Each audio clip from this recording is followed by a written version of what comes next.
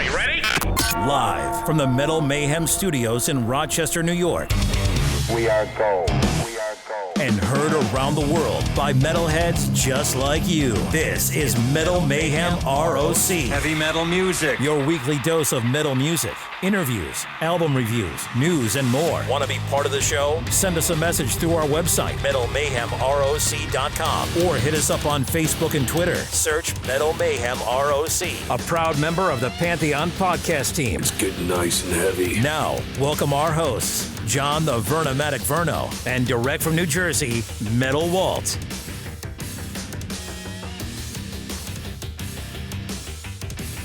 Good evening, everybody. Hope everyone's doing well. As we put February to bed and we welcome in March, things are heating up here at Metal Mayhem ROC. March Madness is around the corner. The Yankees are down in Florida getting ready for the season, and Metal Walt's back tonight with another stellar interview. Walt, what do you got for us tonight? So I got Robert Fleischman, who's best known as his time as the singer on the Vinnie Vincent Invasion debut album. But listen, John, it's 30 plus years from now. He's not the same guy. He's a mature singer-songwriter now. He has a brand new album out based on some personal loss. But he's still got great stories about his time with Vinnie Vincent Invasion. He got the shaft. I'm not going to lie, and he talks all about it.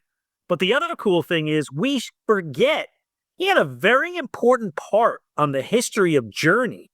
When they crossed over from like their early years into more of an AOR arena rock sound, he was in that band and actually was replaced by Steve Perry. Now, besides the Fleischman, you've been in the lab. What other interviews do you have ready for us in the next couple weeks? Because you got a couple big ones. So as promised, when I met Ice-T back in December at the Starland Ballroom, he promised I'd get the interview to talk about the Merciless Body Count album, and he delivered. So we got a great interview with his guitarist, Ernie C., to talk about the band and the album.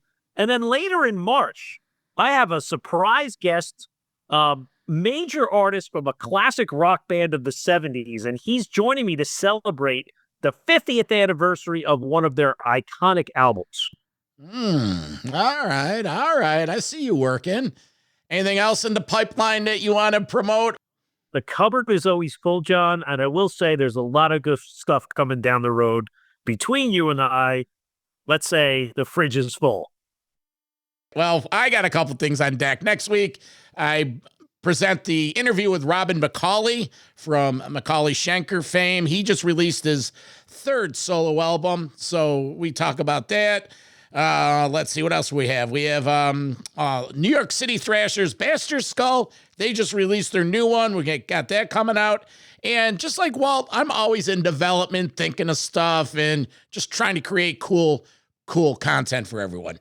Before we get out of here, just want to remind you to get up to our website, metalmayhemroc.com. Sign up for the newsletter to get updates on all these podcasts, our YouTube channel, those interviews. Monday nights, I do a radio show on Metal Devastation Radio. Check that out. And get over to our merch page. You know, spring's right around the corner, but there's still a need for some hoodies and shirts. And, God, we even have phone cases and tumblers, drink tumblers. So that's up at metalmayhemroc.com. And if you dig what we're doing here, subscribe to the pod and leave a review. For my co-host, Metal Walt, I'm the Vernomatic, and we are Metal Mayhem ROC. His new album, Emotional Outlets, is out now. I'm with Robert Fleischman. So, hey, Robert, you're an important part of the Journey in Vinnie Vincent history. We're going to get to all that later on. But right now, you're here to talk about Emotional Outlets. So, listen, I've listened to the album 4 or 5 times already, and it's really an emotional body of work. And the lyrics behind the song seem very personal. So, off the bat, is there a storyline to this album? Well, it's kind of a sad storyline. I hadn't done music for about 6 years because I just painted for 6 years because I was really tired of the template of music, in the sense where everything you hear on the radio is all guitars and just guitars. And I don't have anything against guitars. I've played with some of the greatest guitar players on earth, but I'd gone to a dinner party and everybody said, "Hey, you got to go do another album," and I just kind of like, I don't know. And then I got home and I plunked on a guitar, and I just go, I can't do this again. I just can't write another batch of songs with just using guitars. So in the early '80s, I did. I had a couple of synthesizers, and I borrowed a couple of synthesizers, and I did a body of ambient music and techno music, and that was in the early like '83. And then I never released the stuff until '04. And so the when you hear that, what I did in '83, it kind of still travels in a sense. Um, and so I decided that's what I wanted to do, because I always wish I had done vocals over these synth tracks that I did and arranged them in some sort of song form. And so that's what I decided to do. And prior to that, I lost my wife, and like her last words was just like, make the best album you've ever made. And I think that's what I did. And so I just I moved out of my house that we lived in, and I got another house, and it happened to be right on Lake Michigan. So the first song that I wrote for the whole string of songs that I wrote on the album was a song called Great Lake View. And that was the song that really just tethered me to this emotion. And I just continued on, and I had this room where I set up everything in the house, in my studio. I put together a studio, and I bought a bunch of synths and everything, and I had everything all set up, but I needed a chair.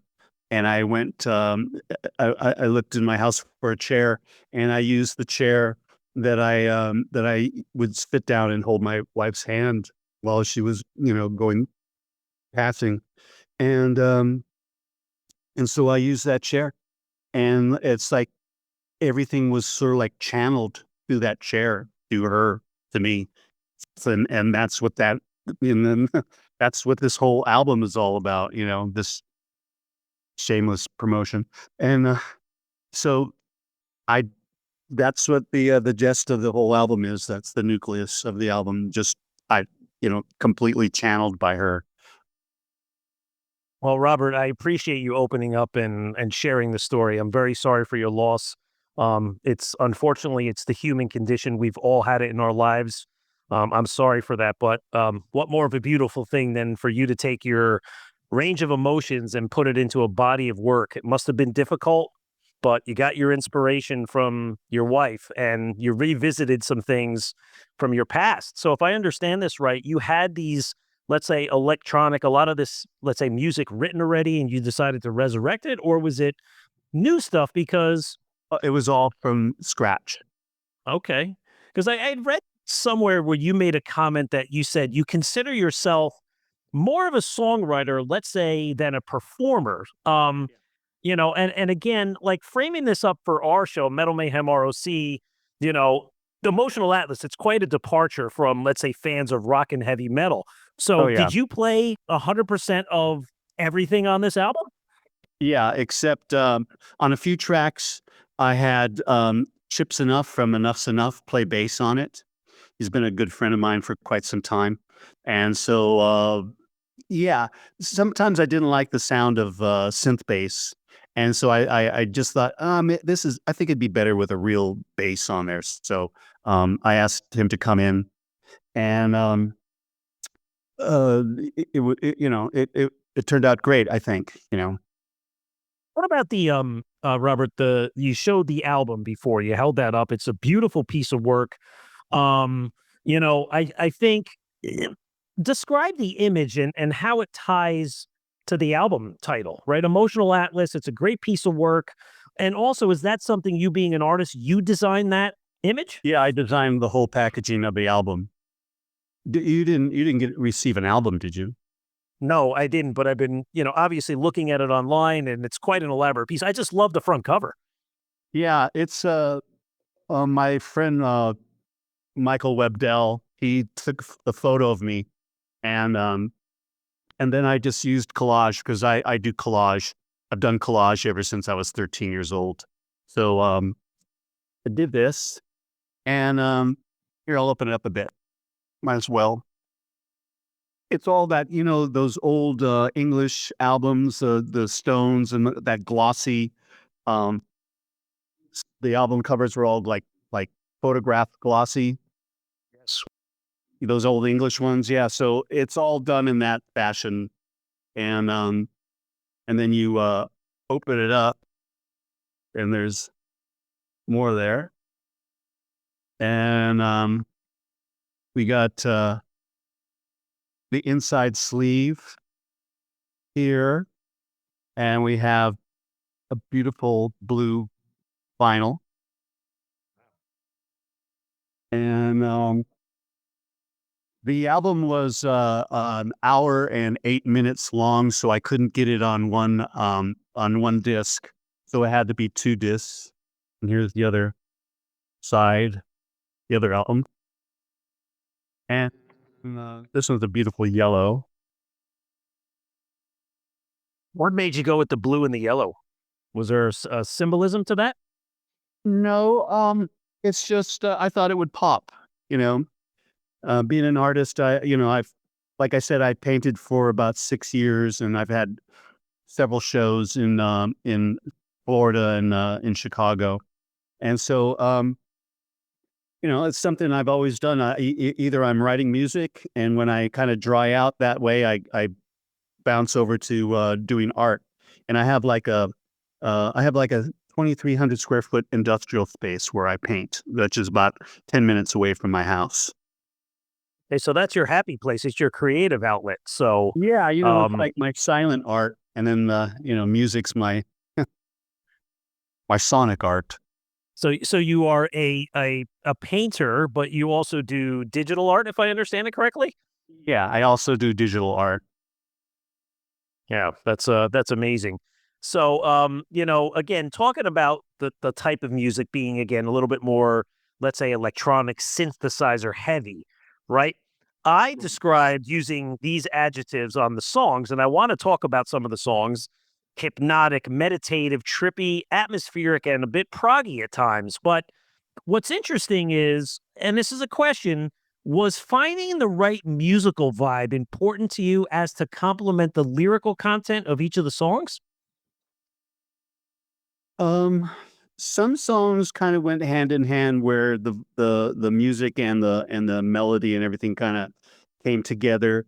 Others were I would just do sonic landscapes, and then I would I'd like do this drone, and then I place another drone on top of that, and then another drone, and then I have these 3 drones, going, and I put on the headphones, and I start hearing all these harmonics that are rubbing between the 3, and then I would kind of grasp onto that, and then I would respond melodically to those harmonics, and then the words would just come out, and so I really liked that because it wasn't your typical songwriting template.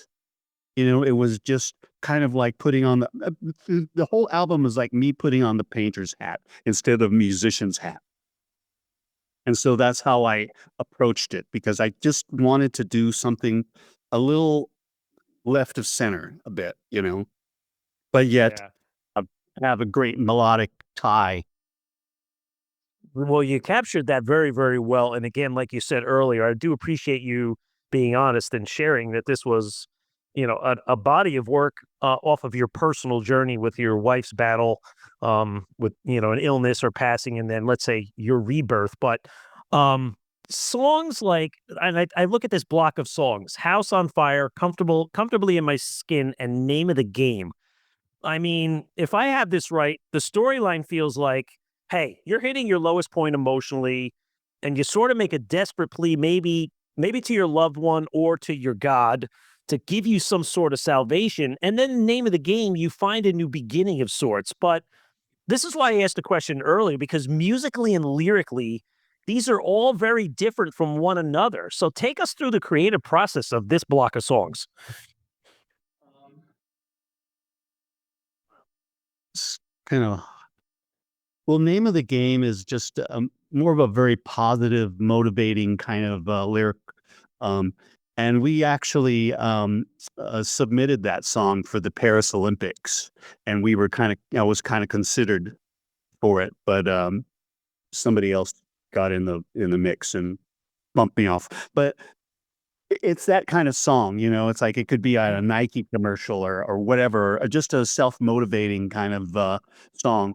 And it had a lot of it just had a great feel to it when I was when I was recording it, and I just started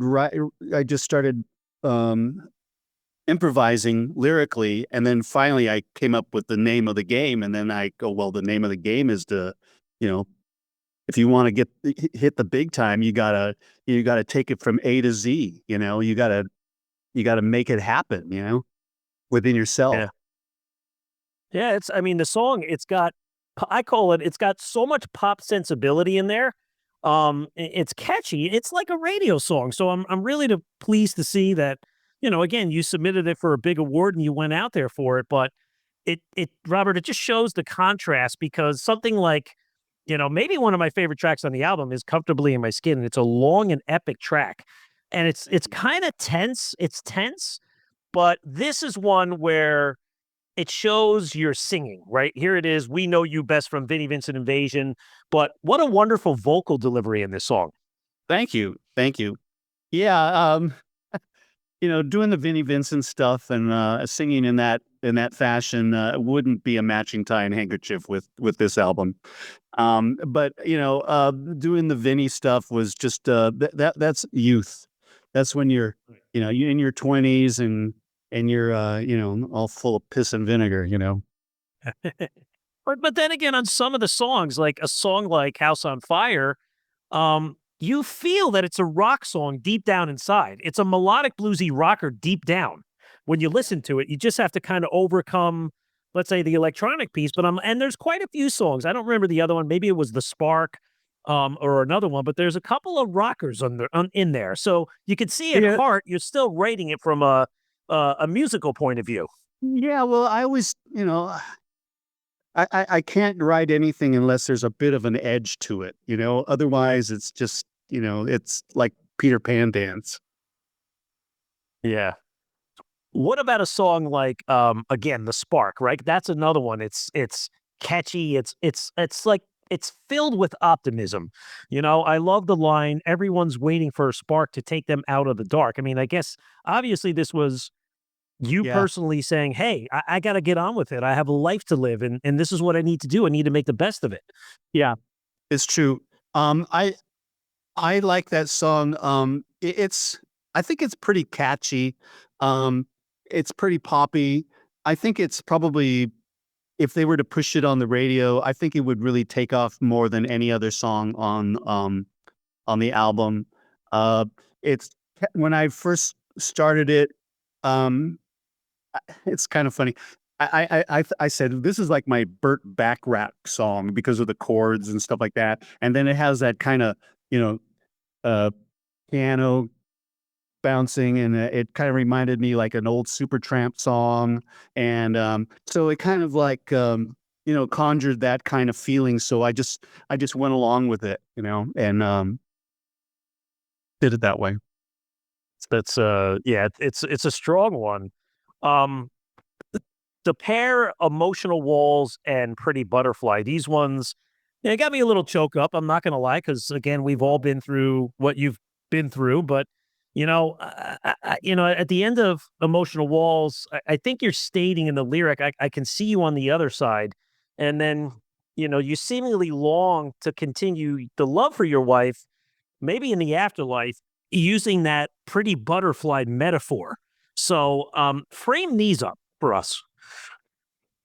Well, Emotional Atlas was one of those songs where there really aren't any real chord changes per se, but the way that the melody goes and the chorus um, sort of establishes the some sense of a pattern, but below it, it's all very ambient and drony and very very emotional. Just a sonic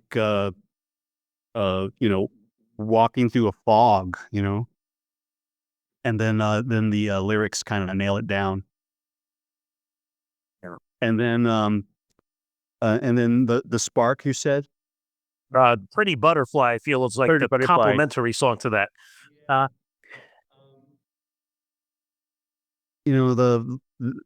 It's so hard to reach you. You're in another world. It's like that emotional thing. Like reaching out to someone on the other side, in a sense. And you know how people like, somebody will pass in their lives and they go, like this bird comes through their window, and then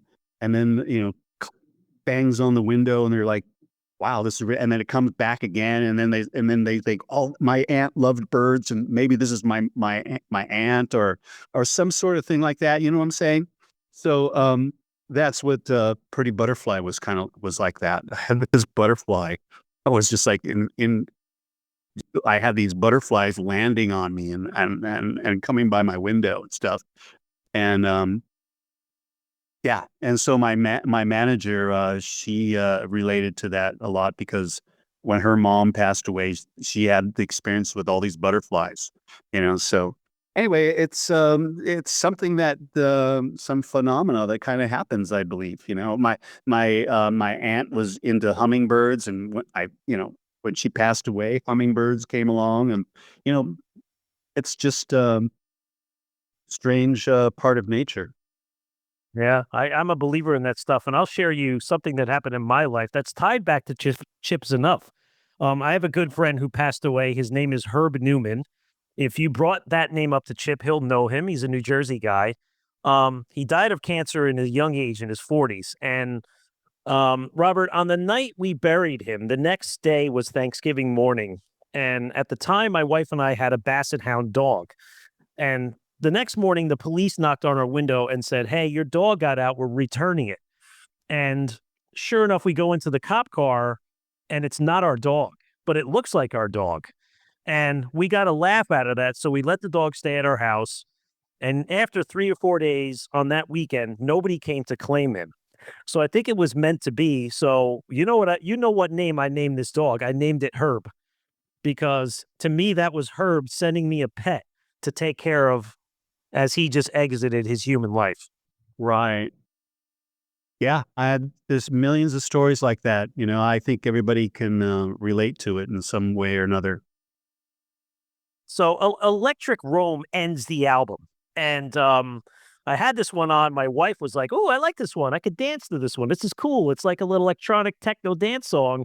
And she was digging it. And I even like that you snuck in a little Alice Cooper reference in there. So I did catch that. I listened to it all the way at the end. That's great. Yeah, all right. So there you go. Right, I got it. But I think this one is about AI. So how have you adapted to Big Brother and AI?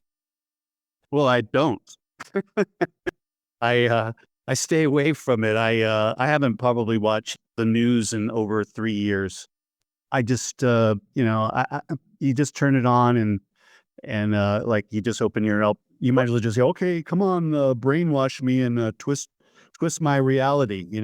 So that's what Electronic Rome is about. It's just about the powers that be are trying to manipulate us and corral us into certain mindsets and socially designing us, and we and there's a lot of people that just flow with it and go with it and just go down the stream and just just have no questions. They're followers. So it's a song against all that, electronic room, because that's what we live in. I mean, that, you got surveillance, you got TV, you got the worst thing in the world is probably the cell phone. I call it the black mirror. It's it's good, and yet it's bad at the same time. So that's what that song's all about. It's just what's going on in this planet right now, in this world. Well, you could be And, a guy like stop me. the world. I want to get off.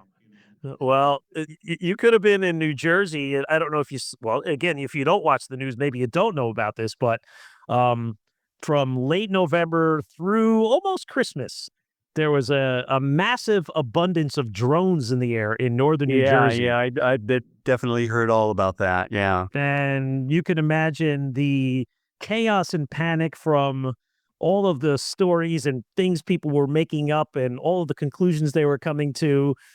The absurdity was humorous in and of itself. And then here you go, is Washington, D.C. just told us yesterday that, oh yeah, those were surveillance drones sent out by the government.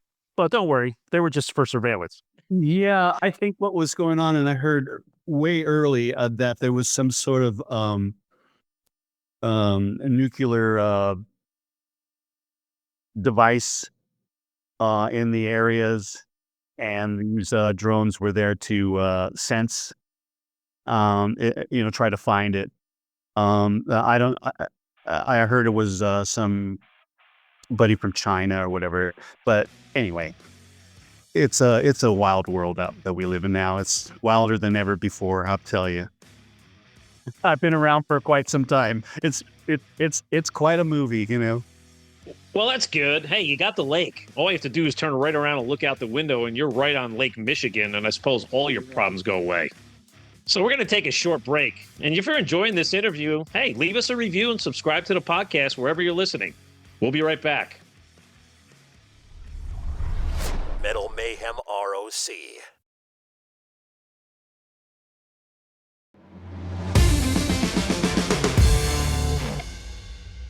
So we're talking with Robert Fleischman about his latest album, Emotional Atlas, and his history in rock industry. So, Robert, let's talk about your time in Journey. When I got involved, they were going to be dumped by by CBS. So they brought me in. I had done a showcase for CBS in Colorado, and they came to see me. And 3 days later, they flew me back to LA, where I'm from. And I had a meeting with all the executives of CBS, and they said they had this band called Journey, and that they were thinking about dropping them unless they could change the template of the band. And so when I was auditioning, I had written like about 7 pop songs, and so they liked my songwriting, and so they thought they would inject my songwriting into the band. Yeah. So it was, before me, the band played 15-minute, jazz rock fusion songs, And so when I got involved with it, everything was like less than 5-minute songs, Why were you in So, and out like- in 6 months, though? Why was it such a short stint? Because CBS had this guy, this A&R guy that was putting in money and paying for Steve Perry's demos. And so Steve Perry was championed by this A&R guy, and the A&R guy called Herbie and told him that if you take Steve, we'll give you bigger budget, we'll get you more radio play, we'll get you a producer, we'll tour support, if you take Steve. So it was like The Godfather, I'll make you a deal that you can't refuse or something like that, whatever it is, the saying is. But that's what basically happened. And when that happened, the band was kind of pissed off in a bit. But Herbert was quite a manager, and he could sell ice Ice Cube's to Eskimos, and he was just a great manager, and he did what he needed to do to get the band to where it was. But I'm really happy and fortunate enough to have had quite a large play in the whole structure of that band's sound and everything like that. So I'm glad that they continued in that fashion that I implemented, and it's been great. And I've always been great friends with them. Never any turmoil between any of us. I was invited to the ceremonies for the Hollywood Walk of Fame. I participated in that. So I've always had good rapport with all of them. What in terms of, let's say, finding out you were being replaced by Steve Perry, did they disclose this to you, or was it a sign of the times like back then where all of a sudden, you get called into an office in LA on the 50th floor of some building and they're like, Robert, you need to come see us. And you're like, oh, great. What's going on here? And then you're out. Like, how did that go down? It happened very similar to what you described, but it took place on the Queen Mary in Long Beach. But Yeah. But here it is. You're saying, 40 something years later, you're still on good terms. Like, do you communicate with Neil and Greg and those guys still? Or? I communicate with Ross Valerie. Okay. I talk to him a lot. When I saw Greg Raleigh when he was playing with Ringo, when he came through town, I talked to him occasionally. Neil, I don't have much contact with him, but when we do, it's always very brotherly. And so I was really fortunate to be able to be in that band, and because of that band, I had the freedom to not have to go sell suits or something like that. So it gave me a lot of freedom in just being so experimental, and every solo album that I've done, each one is different from the other. I just hate repeating an album over and over again in the same format. So I've always have the painter's cap on when I'm looking at music, and I'm always rearranging the furniture, and I always like doing that, and I like to just get that juxtaposition and make it work. Oh, that's it. And Journey was a big early stepping stone in that. So maybe for some that don't know, I mean, you co-wrote a bunch of songs, Wheel in the Sky and some others on Infinity, and then they released the song For You, which was included on the Time box set years later. I mean, just putting it, I really like that. it's a great song, but putting it right out there. I mean, Wheel in the Sky is a classic Journey song. Like, do you get royalty payments for that? Like, do you have enough credit on that one where you're getting checks in the mail? Yeah, for over 45 years. Awesome. Yeah. That's awesome. Well, I mean, you interview a lot of people. I mean, don't they get, you ask them that question? To be honest, I've never actually asked the question. What made you ask that question? Well, because again, you were in and out of Journey so quick, and it shows that, it just says, if you do the research, you were a contributor or co-writer to Wheel in the Sky. So the question really is, what part of Wheel in the Sky did you write? Did you write the music? Did you write the lyrics? Did you write the harmonies? I wrote the melody and the lyrics. Okay. Yeah. Okay. Well, it's Neil had been fooling around with the music on his acoustic guitar, and then I guess at a rehearsal he played it on the electric guitar, and then the whole band got involved in it, and then we started arranging it, and I wrote the lyrics probably in about 20 minutes. It's kind of funny though. Some songs that are really, get a lot of notice. Some of those songs just happen like so fast, and it's just it's kind of stupid funny, you know. And so, but that's one thing. And then anytime I wrote with Greg Raleigh, and I really love that song. Um, and on the credits for that, Greg had written the music with some people that he was jamming with, so he felt that he had to give them some sort of credit. So, but basically, it was just he and I at Greg Raleigh's house. He and I just writing it on piano, and then "Winds of March" was a song that musically, I believe. Neil had written some music with his dad. His dad was a jazz musician, I believe.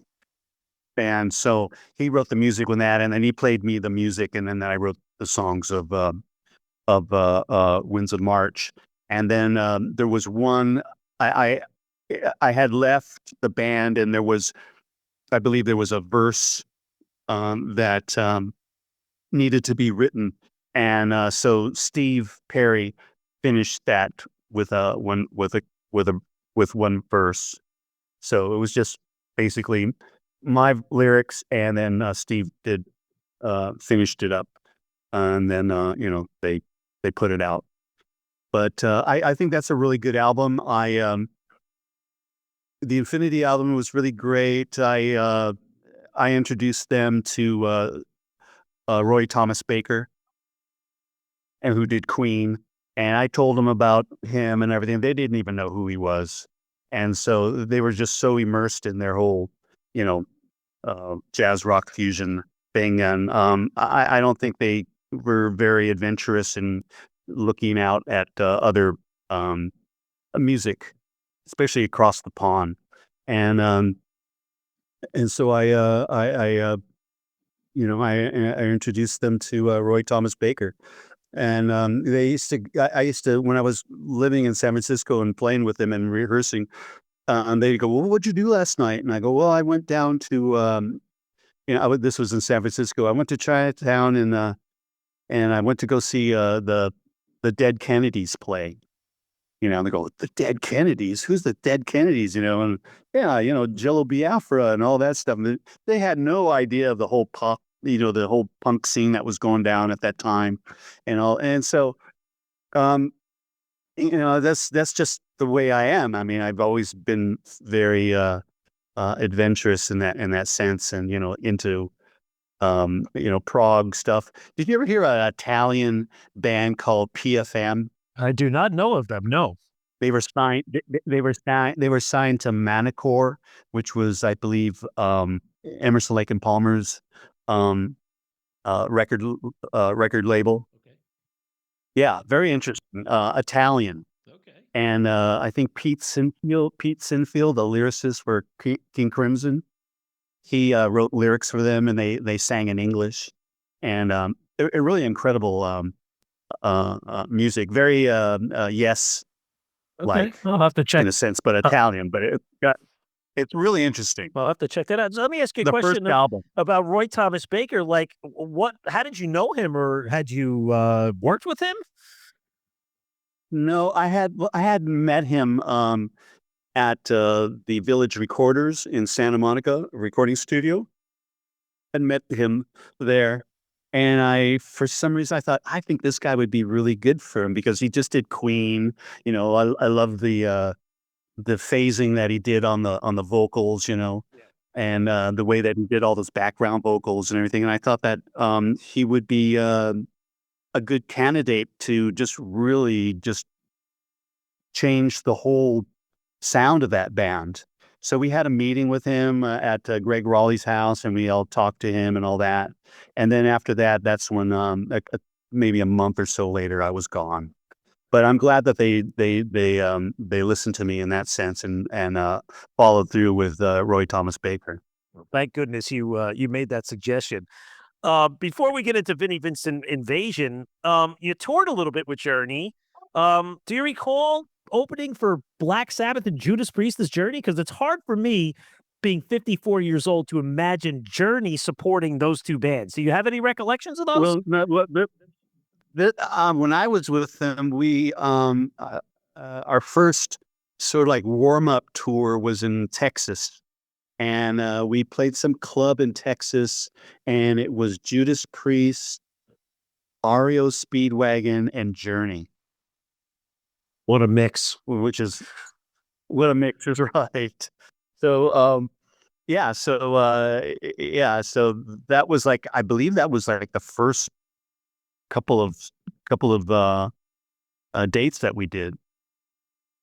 And then after that, we did other dates, and we opened up for Emerson, Lake and Palmer in Canada, and I really love that because I got to be friends with Keith Emerson, and we would jog together, and he let me play with that big stack of Moogs that he had, and he showed me how to do some patching and stuff like that, and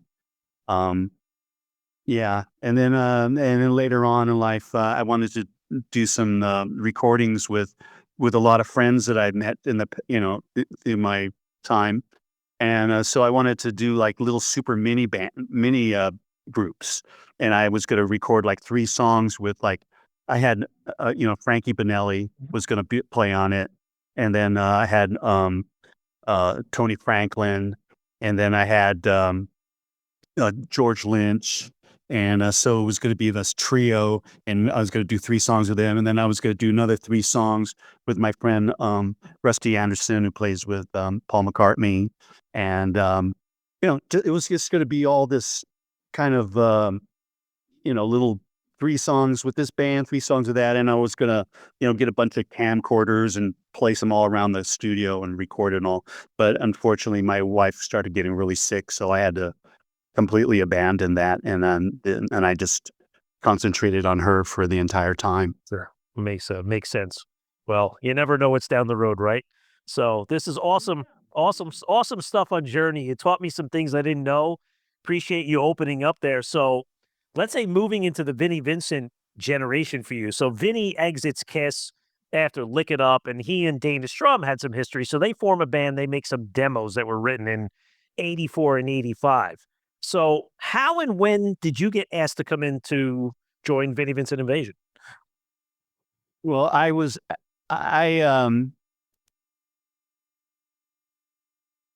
met Vinnie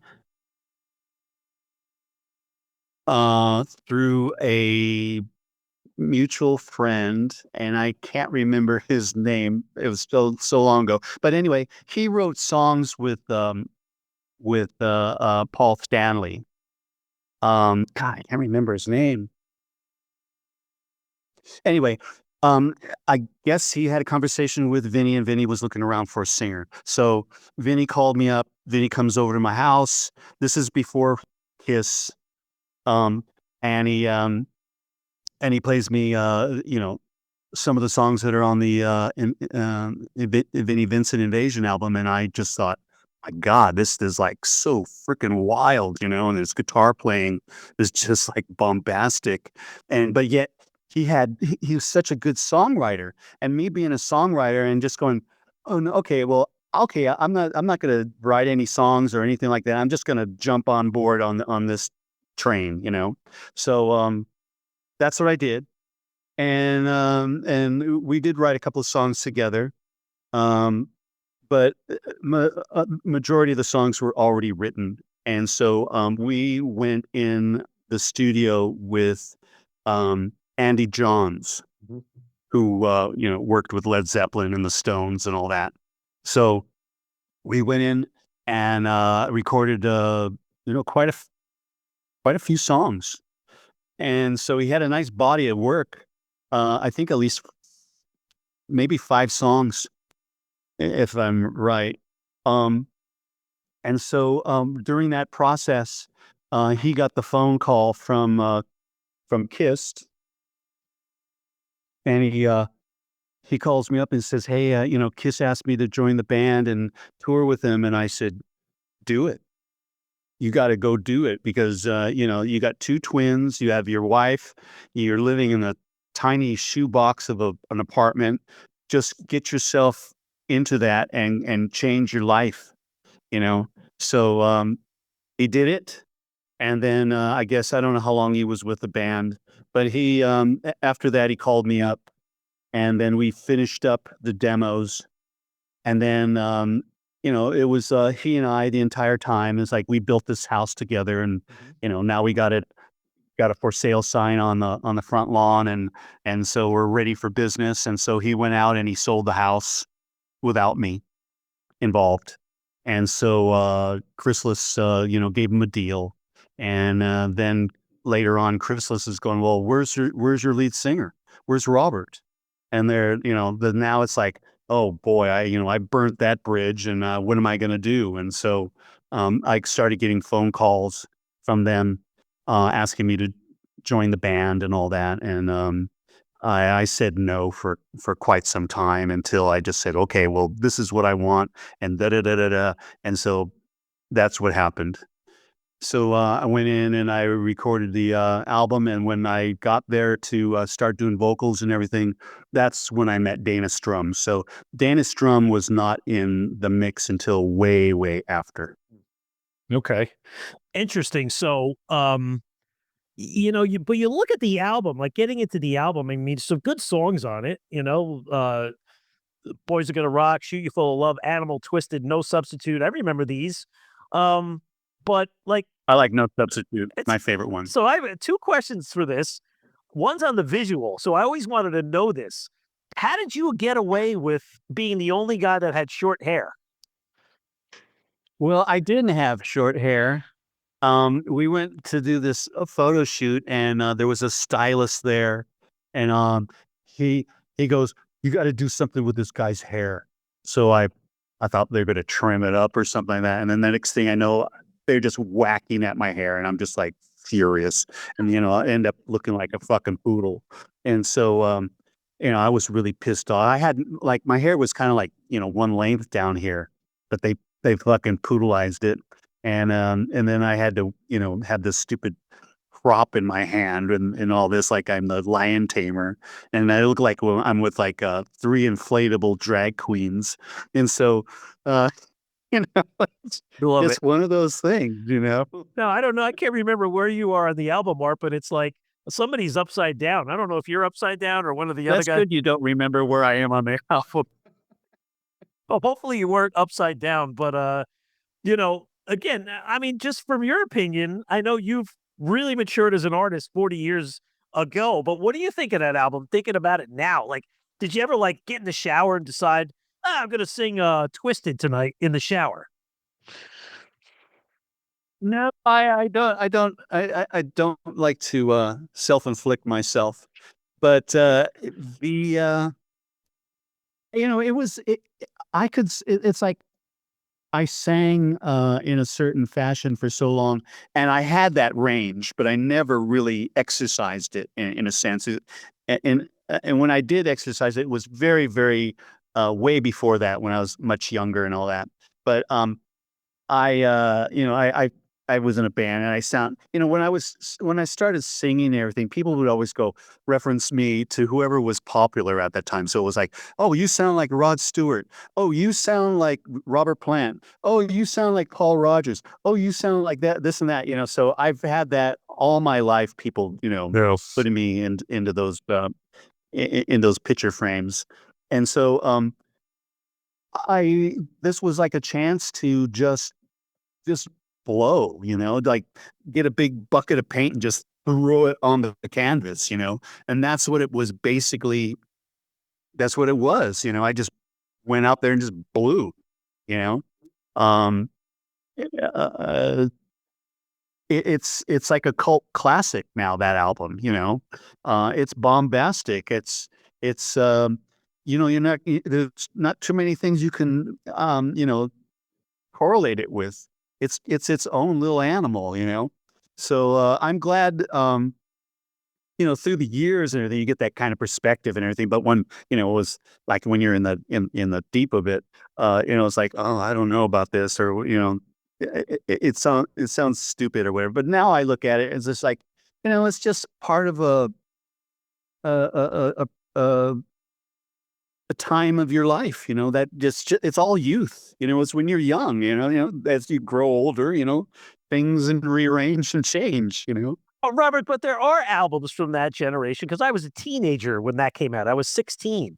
And, some of the albums you can still pick up and you're like, oh, God, the cheese factor's on a scale of 1 to 10. It's at 12. But other ones are cool. Like, this is a cool album, despite what you think. Even the second Vinnie Vincent album is cool. But, I've always curious, like, what went down with the Boyz Are Gonna Rock video? Because here you are, you're in it, and then all of a sudden it's like, well, wait a minute, but that's not actually him in it. He's singing, but it's not him.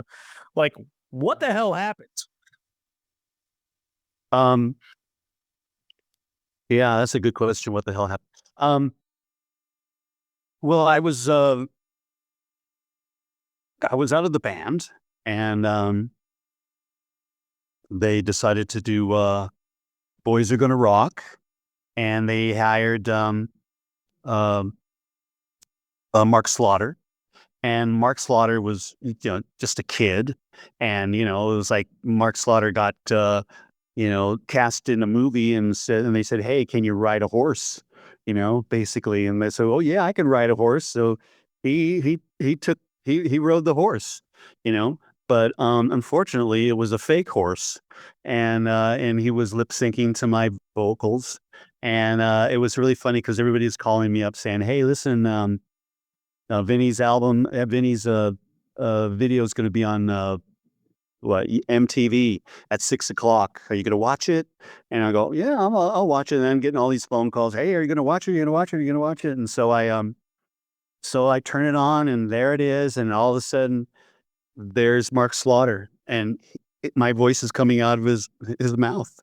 I mean, how furious were you? Were you furious, or did you were just that like, was like it is the what it very is? first? That was the first Milli Vanilli. Actually, it was before Milli Vanilli thing.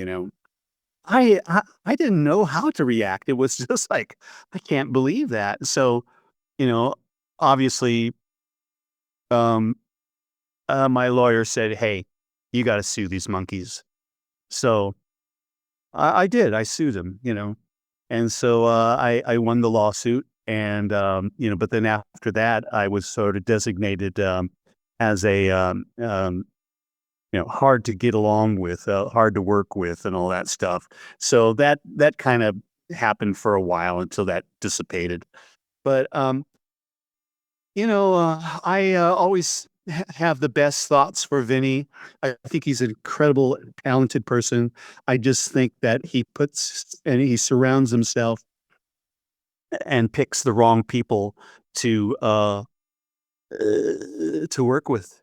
And everybody always looks at this guy's from Kiss, this Kiss. So everybody, looks at him with dollar signs over his head, and they just think that they're going to dip into this, multi-million-dollar fantasy and change their whole lives and everything. But they don't. And what eventually happens is they just crash the car, and I always tell Vinny, and, you got to have your hands on the steering wheel of life, and you can't hand it over to anybody. And then when they crash a car, you blame them. You gotta take care of yourself on the road to life, So, and then all the other shit that goes along with his career and all that. It's just a shame, because I just think that he should just go out and just write instrumentals, and he could be like Steve Vai or whatever, like just go out there and play. He doesn't have to have a vocalist. If he wanted to do a song, he could sing it himself. In the beginning of the whole project, I said, you should sing your own songs instead of having me. You do such a great job on them, but he didn't want to do that. He wanted to have like Led Zeppelin or something like that. But he blew it, because he could have had Led Zeppelin or whatever if he had kept his relationship clean with me. Did you back to the time that you were on the album? I was looking up, and did you guys ever actually play any live shows? Because they went out and toured with Alice Cooper. I never played with him live, except 8 years ago, I think it was, in Nashville. Right. That was the very first time I ever played with him. Wow, that's that wasn't even rehearsed or anything like that. I was asked and pushed up on the stage to, to go surprise him. And so that's what that whole Nashville thing was. And I'm Wow. glad you brought that up because I was going to ask you because that was news at the time. And again, we were led to believe there was this, let's say, relaunch of Vinnie Vincent. I mean, he even went and stated that you were going to be the vocalist on the Judgment Day album. And then all of a sudden, he's got some other guy at this press conference. So, like, where do things stand now with you and Vinnie? Are you friends? Do you talk? Yeah, I'm still friends with him. I just, all those things that happen, it's always these other people, these managers or pseudo managers or whatever,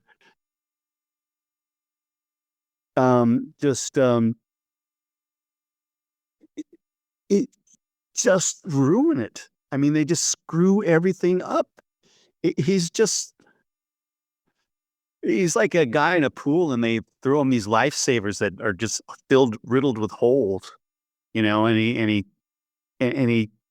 he just gets sucked in and drowns. How about your relationship with Mark Slaughter? I mean, thinking that, you left, he comes in. I'm assuming Well, it's through the years, yeah, water under the through the bridge, or years, you joke about it now. yeah. A long time ago, I used to, make, remarks about it and stuff like that. But I met him. Oh, actually, I saw an interview with him. I watched an interview with him, and I thought, what a nice guy. He's got such a great work ethic. He was a guitar player. Gave up playing guitar to play with Vinnie. He's still on the road. He's still making music, and he's just a delightful person. I've met him at least 3 or 4 times through the years. I get calls from him when he's ever in Chicago area. So he'll call me up and say, "Hey, I'm going to be playing here. Come on down." So I do. I go down and see him play. So he's going, "We got to write a song together and record something. Like that would really kill Vinny," and all this stuff. But it's just kind of playing around. But I think he's a really nice guy. Yeah. I think he's stellar. That's good. We want to end this segment, but Kiss fans are a little fanatical, right? And again, like you said, it's become a little bit of a cult classic. I mean, for any of these Kiss expos that you may have attended or met up with fans, anything crazy you've ever shared that you're like, oh my God, I cannot believe this person said this to me or did this to me. What's a crazy Kiss fan story for you?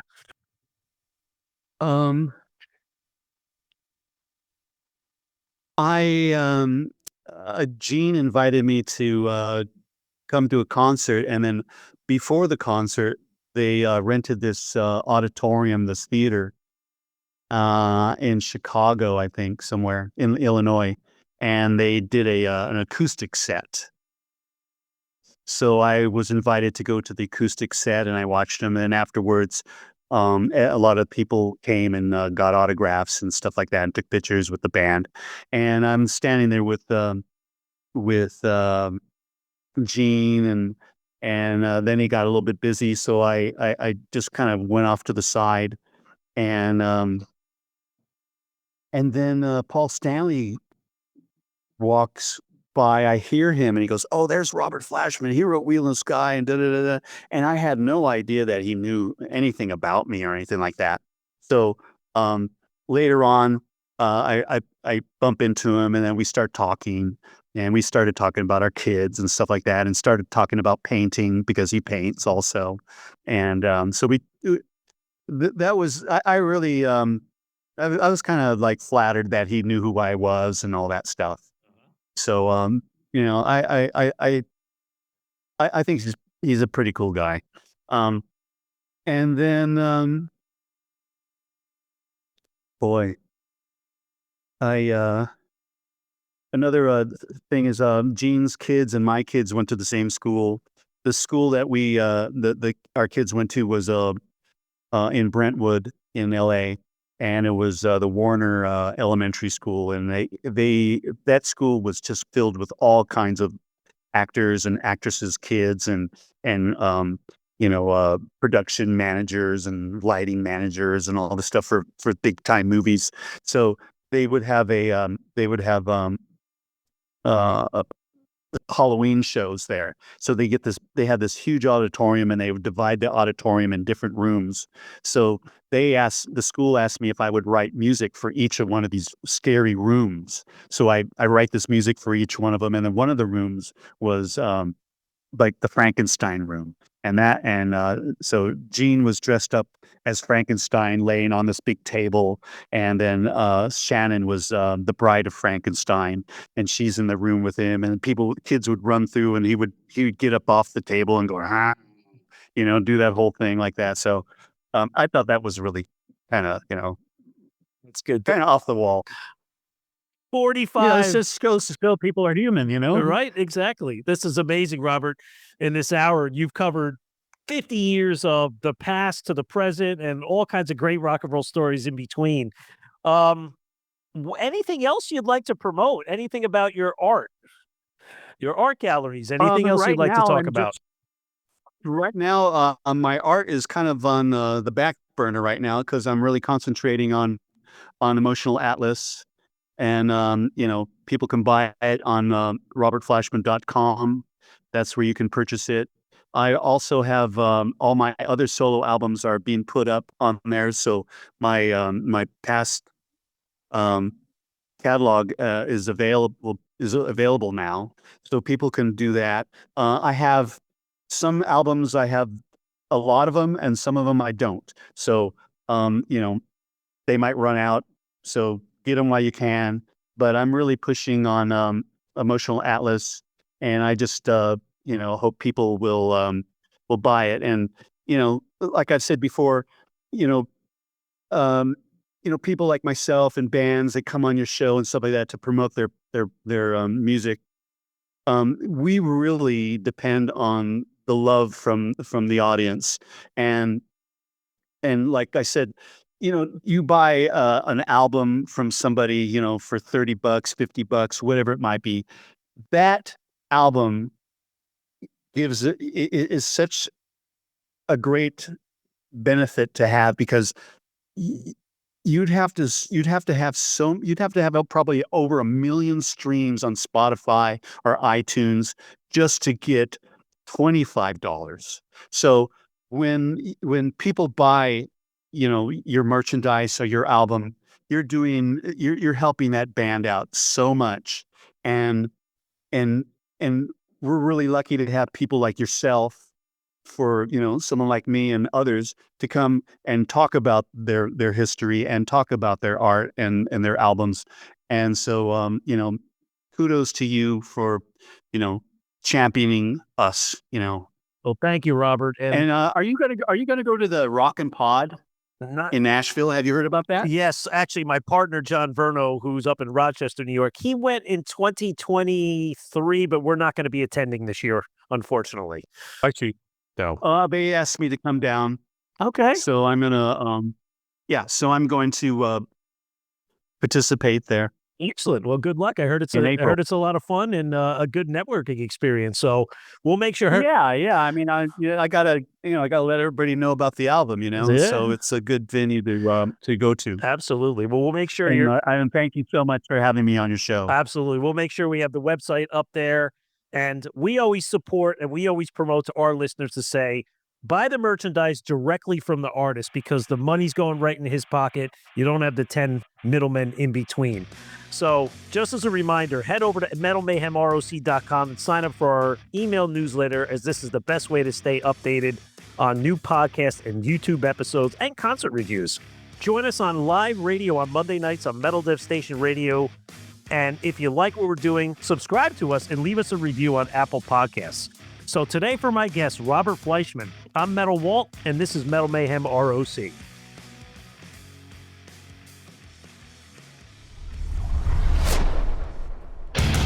Metal for life.